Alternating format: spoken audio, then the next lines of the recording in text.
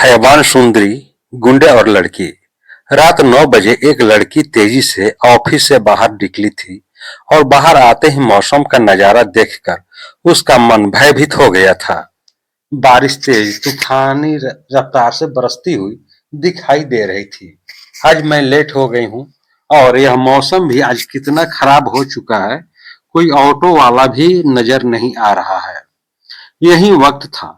दूर सड़क पर बड़ा एक ऑटो जिसमें 4 लोग बैठे हुए थे। पहला गुंडा, वह देख, आ गई बुलबुल बाहर। आज इसे उठाना ही है। ऐसा खूबसूरत हुस्न और मौसम एक साथ फिर नहीं मिलेगा। दूसरा गुंडा आंखों में वासना का भाव लाते हुए, मेरी तो इस पर 1 महीने से नजर है। लगता है आज काम बन जाएगा और हमारे प्यासे से दिल की प्यास बुझ जाएगी।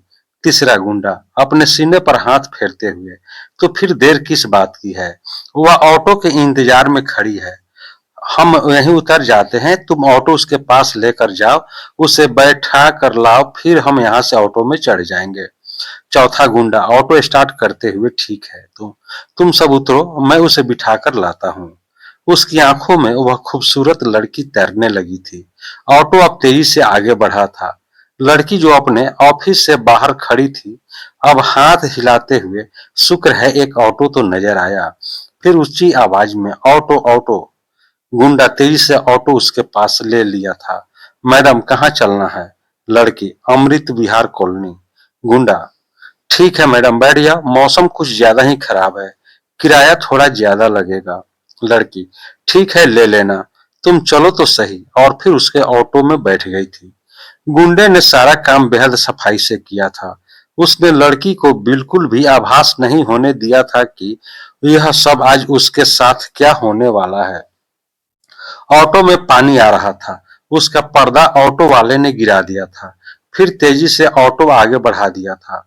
अब ऑटो अब तेजी से उसी जगह आया जहां उस गुंडे के 3 साथी खड़े थे। ऑटो पल भर के लिए धीमा हुआ था और अगले ही पल तीनों गुंडे जंप करते हुए ऑटो में प्रवेश कर गए थे और पर्दा नीचे कर दिया था। लड़की अब एकदम से डर गई थी। उसकी तो कुछ समझ में नहीं आया था कि क्या हुआ है। 3 गुंडे आंखों में हवस लाते हुए तेजी से उसे दबोच चुके थे और उसका मुंह बंद कर दिया था। चीखने, चिल्लाने और हाथ पैर चलाने तक का काम मौका उस लड़की को नहीं मिला था। पहला गुंडा अपनी आवाज में गंदगी लाते हुए, आज आई है बुलबुल हमारे हाथ, लगता है शैतानों का राजा इसी दिन के इंतजार कर रहा था। ऑटो वाला, कहाँ लेकर चले इसे, जहां मजा आ जाए। दूसरा गुंडा लड़की के जिस्म पर हाथ फेरते हुए, अरे आगे सरकारी हॉस्पिटल है, उसकी बिल्डिंग की छत पर ले चलते हैं, बारिश में इसके हुस्न के साथ खेलने का मजा ही अलग आएगा। लड़की अपने हाथ पैर बड़ी जोर से हिला रही थी, पर अब उसकी ताकत किसी काम की नहीं आ रही थी। तीनों हैवान दरिंदे उसे ढंग से सांस तक नहीं लेने दे रहे थे और ऑटो में ही उसके जिस्म को नोचने लगे थे। ऑटो वाला बरसाती पानी से भरी सड़क पर तेजी से ऑटो भगा रहा था। जब से इसे देखा है तब से इसी पल का इंतजार था। आज शैतानों के राजा ने हमारी इच्छा पूरी कर दी। उसे शराब की बोतल और मुर्गा दूंगा। अब वह चारों बड़ी जोर से हंसने लगे थे। वह लड़की ना तो रो पा रही थी, न चिल्ला पा रही थी। उसका दम घुट रहा था, पर गुंडों को कोई फर्क नहीं पड़ रहा था। उनके लिए तो वह सिर्फ शरीर था। मानवता नाम की कोई चीज उन चारों के भीतर दिखाई दे नहीं रही थी। मानव हैवान उस खूबसूरत लड़की को नोचने के लिए मचल रहे थे। लगभग 5 मिनट के बाद ऑटो सरकारी अस्पताल की बिल्डिंग के पीछे वाली दीवार के पास आकर खड़ा हो चुका था। गुंडों ने लड़की को उठाकर दीवार के अंदर फेंका था और फिर तेजी से अंदर कूद गए थे। आकाश में बिजली बड़ी भयानक तरीके से चमक उठे थे और उसमें भयभीत लड़की का चेहरा एक बार नजर आया था। उसके अंदर हिम्मत ही नहीं हो रही थी कुछ कर पाने की। लड़की जब तक उठकर भाग पाती, उसे फिर से दबोच लिया गया था। चारों उसे उठाकर बेहद तेजी से अस्पताल के बिल्डिंग में प्रवेश कर गए थे। गुंडे सीढ़ियों के रास्ते अब उस 4 मंजिला ऊंची इमारत की बिल्डिंग पर आ पहुंचे थे और उसे छत पर लाते हुए पटक दिया था। आकाश से मूसलाधार बारिश लगातार बरस रही थी। वह कम होने का नाम ही नहीं ले रही थी। बादलों का शोर चारों तरफ गूंज रहा था। तेज हवा के थपेड़े चेहरे पर टकरा रहे थे। लड़की, मुझे छोड़ दो, जाने दो, तुम सब मेरे भाई जैसे हो, मुझे जाने दो, मुझे अपनी बहन समझकर छोड़ दो। वे चारों गुंडे अब उस लड़की के चारों तरफ घूमने लगे थे। गुंडा, हमें बहन बनाने का कोई शौक नहीं। हाँ तो तुझे हम अपनी रखैल बना सकते हैं। लड़की अब बहुत बुरी तरह से चिल्ला उठी थी और इसी के साथ गुंडे ने उसे दोबारा से पकड़ लिया था और उसका मुंह बंद कर दिया था। पहला गुंडा, चिल्लाती है कमीनी, पर तेरी आवाज सुनने वाला यहाँ कोई भी नहीं है।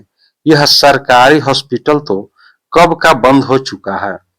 लड़की, प्लीज मुझे छोड़ दो, प्लीज। गुंडा उसके गालों को मसलते हुए, कपड़े उतारो इसके, अब और इंतजार नहीं हो रहा है। दूसरा गुंडा, अरे यार, कपड़े उतार कर इसे हमें दोबारा थोड़ी ना पहनाने हैं, कपड़े फाड़ कर अलग करो। चारों अब बड़े गंदे तरीके से हंसे थे। चारों गुंडों के हाथ अब लड़की के कपड़े फाड़ने के लिए आगे बढ़े थे, तभी एक आवाज वहां गूंज गई थी। बारिश की तेज आवाज, बिजली चमकने की कड़कड़ाहट भी उस आवाज को जैसे फीकी पड़ गई हो। बड़ी जल्दी है इज्जत लूटने की।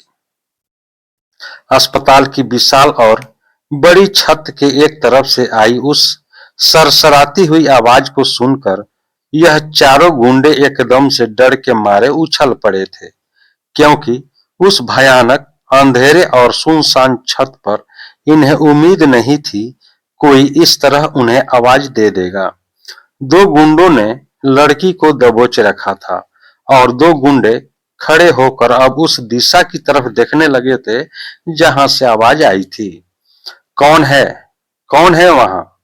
अब एकदम से तेज बिजली चमक उठी थी और पल भर के लिए छत की बाउंड्री वॉल पर एक साया नजर आया था। गुंडे की आवाज में भी थोड़ा बदलाव आ गया था। आवाज तो किसी लड़की की थी। लगता है उस तरफ कोई लड़की है। दूसरा गुंडा, पर यहाँ लड़की कैसे हो सकती है? लगता है हमें गलतफहमी हुई है। फिर चिल्लाते हुए, कौन है? एक सरसराहट उसे गुंडे के कान के पास हुई थी, पर पल भर में सैकड़ों गुलाब की खुशबू उसे अपने पास महसूस हुई थी। मैं तुम्हारी मौत। गुंडे को एहसास हो गया था कि कोई उसके कान के पास आकर बोला है। वह तेजी से अपनी गर्दन घुमाता है, पर अब वहां कोई भी नहीं था। गुंडा अपने सिर से बहते हुए पानी को आंखों के आगे से साफ करते हुए, मुझे बहुत डर लग रहा है, आज से पहले ऐसा नहीं हुआ। चारों गुंडे ने लड़की को छोड़ दिया था। लड़की अपनी सांसों को ठीक करने लगी थी, पर उसके अंदर इतनी हिम्मत नहीं थी कि वह उठकर बैठ सके। अब एकदम से फिर से उन गुंडों के बीच में तेज हवा का झोंका घूम गया था और वह लड़की एकदम से उठकर बैठ गई थी। अगले वीडियो में पढ़ेंगे क्रमशः कौन आया है सरकारी हॉस्पिटल की छत पर इस लड़की को बचाने। जानने के लिए बने रहें जबरदस्त रोमांचक स्टोरी हैवान सुंदरी के साथ। अगला भाग पढ़ें पार्ट 2 में। दोस्तों, यह कहानी आपको कैसा लगा? कहानी को लाइक करें, शेयर करें। चैनल पर नए हैं तो चैनल को सब्सक्राइब कर लें, बेल आइकन का बटन दबा दें कि आपको इस तरह की कहानियां मिलती रहे।